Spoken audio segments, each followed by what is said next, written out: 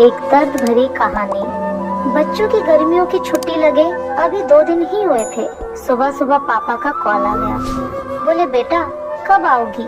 मैंने अनमने मन से बोल दिया पापा कुछ पक्का नहीं है, ऋषि टूर पर गए हैं, उनके आने के बाद ही देखती हूँ।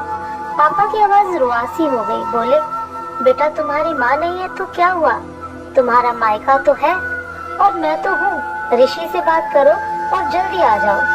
जी पापा के आगे कुछ बोल ही नहीं पाए। जब तक माँ थी उनसे रोज फोन पर ढेरों बातें करती थी। साल में एक बार गर्मी की छुट्टियों में मैं पूरे 10 दिन के लिए मायके जाती थी। वो सुख किसी जन्नत से कम नहीं होता था। बच्चों से ज्यादा मुझे गर्मियों की छुट्टी का इंतजार रहता था। पर जब से माँ गई मेरा मायके जाने का मन ही नहीं करता। ऐसा लगता जैसे मेरा मायका ही खत्म हो गया। एक सोनापन, एक खालीपन सा मेरी जिंदगी में भर गया था। पापा एकदम शांत स्वभाव के थे और कम बोलते थे, पर सबकी जरूरत का पूरा ध्यान रखते थे। ऐसा नहीं कि मैं पापा को प्यार नहीं करती थी, पर बचपन से मैं माँ से ज्यादा करीब थी। या यूं कहूँ कि वे मेरे दिल के सबसे करीब थी।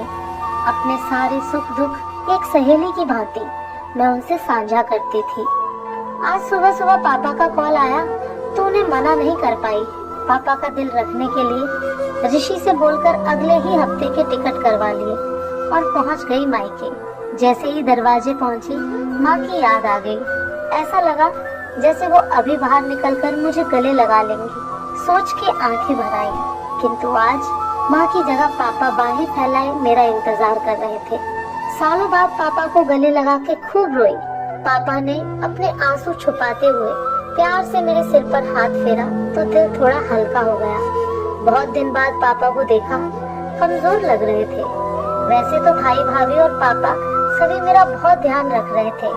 बच्चे तो अपने खेल और मस्ती में व्यस्त हो गए थे, पर ना जाने क्यों मेरी नजरें हर पल जैसे माँ को ही ढूंढती थी। आज भी पापा पहले की तरह रोज खाने के बाद मेरी पसंदीदा मटका कुल्फी लाना नहीं भूलते थे। भाई भी बच्चों को कभी पार्क, कभी चिड़ियाघर तो कभी बाजार घुमाने ले जाता था। भाभी भी रोज मुझसे पूछकर ही मेरी पसंद का खाना बनाती। सब कुछ पहले की तरह ही था, बस माँ नहीं थी। इस बार मायके में मेरा दिल नहीं लग रहा था। माँ की कमी मुझे बहुत खल रही थी। ऋषि को कॉल करके मैंने 2 दिन बाद का टिकट करवा लिया।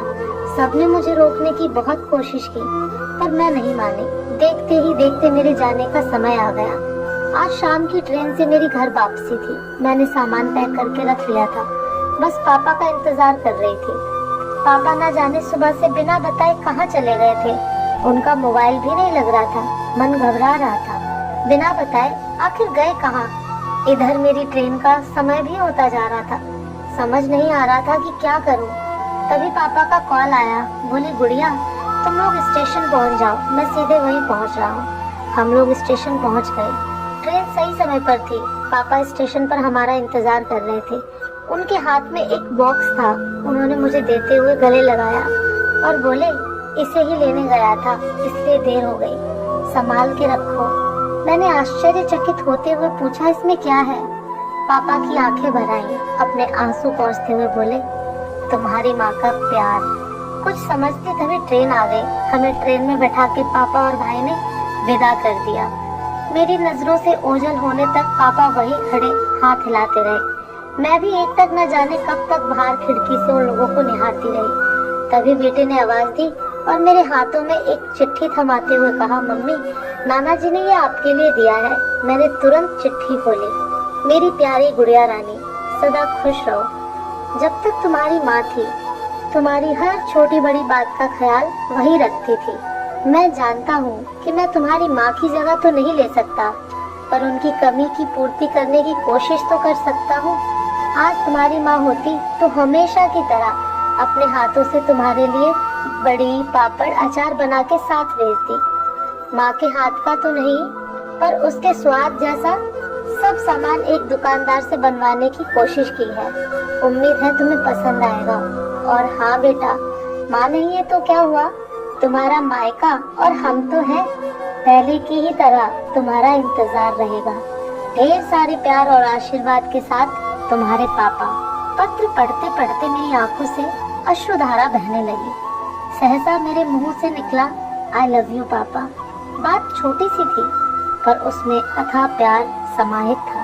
ये सिर्फ मैं ही महसूस कर सकती थी। मायके से घर आए 1 महीना बीत गया था। अब पापा से रोज एक बार कॉल करके मम्मी की तरह घंटों बातें करती हूँ। उम्मीद है आपको ये कहानी पसंद आई होगी। कहानी आपको कैसी लगी कमेंट करके